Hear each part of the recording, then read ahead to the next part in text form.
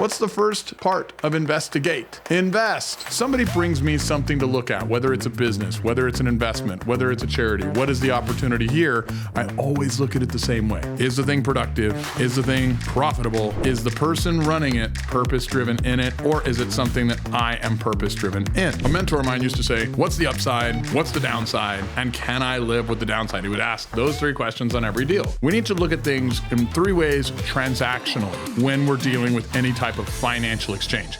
And the three ways are... All right, guys, short and sweet today. I have three ways for you to look at a business, three ways for you to look at a place to put your money, three ways that you need to use as filters for how you are going to invest time, energy, money, purpose, etc. Now, I call these the three Ps. I get asked for money all the time. Like, I cannot even count. I don't want to count, but every day on a text, every day on a Facebook message, every day on Instagram and everywhere else. Hey bro, could you support this? Hey bro, could you do this? If I said yes to every single thing, I would literally have no time for my family. I would have no money left. I don't care. You could be Elon Musk. You said yes to everybody who asks, you're done. So I want you guys to start looking at things, at least in the business frame of your life, transactionally in the following ways. And when I say transactionally, I mean conditionally, right? Because if it has to do with money, that's a transactional energy. You have to have conditions on the money. Like, if I pay you for something, you should provide the thing, right?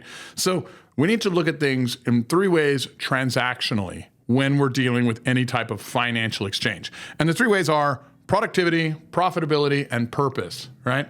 Somebody brings me something to look at, whether it's a business, whether it's an investment, whether it's a charity. What is the opportunity here? I always look at it the same way. Is the thing productive? Is the thing profitable? And is the person running it purpose-driven in it? Or is it something that I am purpose-driven in? And these are fascinating little nuances, because when you add these three frames to anything, you know what the thing is in relationship to you, okay? So let's play it out. Like, say somebody comes to me, a guy who's got, 21 different companies, all in and around single-family real estate, and they're like, hey, I want you to invest in this single-family home insurance company or single-family home mortgage company, and all of my companies around single-family.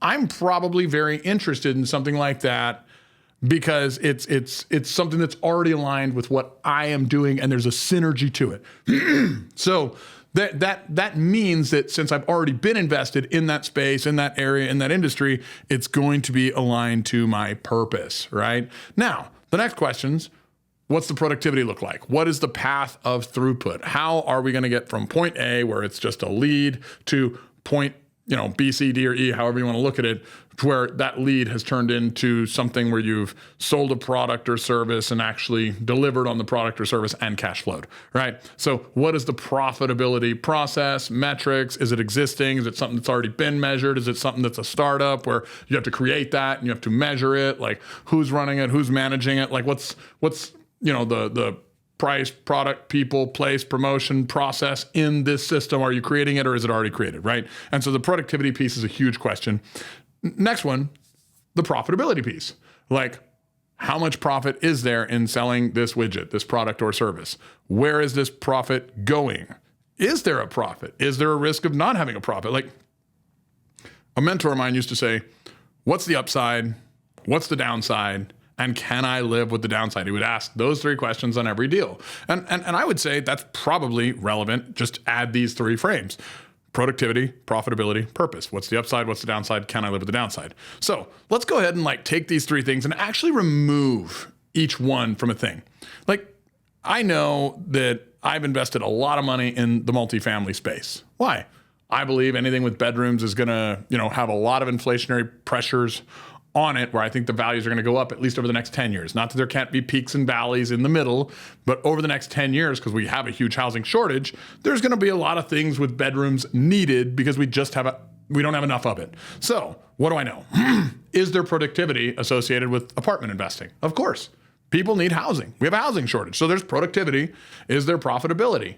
Well, right now, with really high interest rates, all the apartment syndicators, they bought in and they didn't get fixed rate loans years ago. So there's an adjustment of cap rates going on. It's not as profitable today as it was projected to be 3 and 4 years ago. So that means I need to negotiate more and buy the deal. Now, purpose. Whenever you're investing in a deal, you're not just investing in the deal, you're investing in the person. Otherwise, it has to be built around your purpose, okay? One thing I know about multifamily, syndications, apartment developments, it is not my purpose. If I go invest $100,000 or $1 million or $10 million or whatever I invest in a deal, if that deal goes south, I know it's my purpose. If I would eagerly step into it, if I would chase it, if I would try to go and find a way to make it work, solve the problem. Like if something went wrong, I would get in personally, dive in and solve it, right? Because it's my purpose. If I wouldn't do that, then I really need to know that the person who is doing it, it is their purpose. I want to see that the person that is doing it has their own money and it has done this successfully, has track record, has this, because I'm investing in the person and like the project, right? So if you remove purpose from a thing that you're putting your money in, what is it? It's just an investment, right? So if you have productivity and profitability, but not purpose, it's just an investment. For me, multifamily is an investment, okay? So let's remove another thing. Let's say that you have purpose in there, you have productivity in there. Now, okay, but there's no profitability. Let's call it golf. Tiger Woods makes a lot of money playing golf. For Tiger Woods, there's productivity, there's profitability, there's purpose. I am not a golfer. And if you ever play golf with me, you will find out one thing very quickly. If we bet on it, you will make more money than me. I suck at golf. I like it. Why? Because they have beer there. There's golf carts. Those are fun. There's beer. That's fun. I suck at golf. If we bet, you win money. So there's no profitability in golf. Do I have fun? I do. Is there productivity? If you want to call it that. I mean, we definitely move around the course. I don't know if we're getting holes in one at all. But so there's purpose, there's productivity, but there's no profitability. What is it? It's a hobby. Guys, it's okay to have a hobby. There's not necessarily profitability in me hanging out with my kids. It's my favorite thing to do. There's purpose, there's productivity. I'm raising them. They're turning great. So you remove profitability of a hobby. Okay, so we've removed purpose and we had an investment. We removed profitability. We have a hobby. Let's go and play this other game. Especially in down economies, which we're in right now. I've had lots of people reach out and they've got the best deal ever. They've got a great sales process. They're dialed into human nature-based selling. They know how to leverage FOMO. They know how to leverage fear of missing out, but also paint this opportunity to be the biggest thing ever. And when you go measure who they are, what they've done, their history, you can't find any profit or productivity, They're like this 21-year-old business coach. They might have great abs and big biceps, which at 21, if you don't, that's the best time in life to go get them, guys. So if that guy doesn't, nobody will, right? But you can't see any track record. There's no history of success. If there's no productivity that can be measured, you're a con artist. And guys, the reason con artists exist is because we pay them too.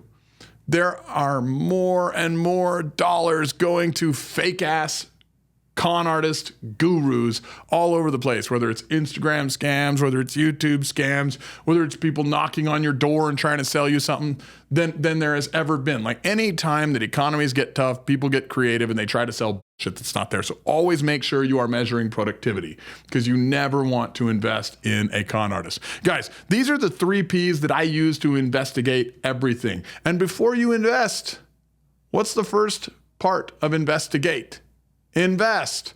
Investigate before you invest, guys. Why? Because if you put these 3 Ps in, your investments may not all win, but you'll win more often than you lose. And that's the key to long-term financial success. Hopefully this adds value. I hope you guys have an amazing day on purpose and go out and use the 3 Ps. Put those 3 Ps into your life. Have an amazing day on purpose, guys.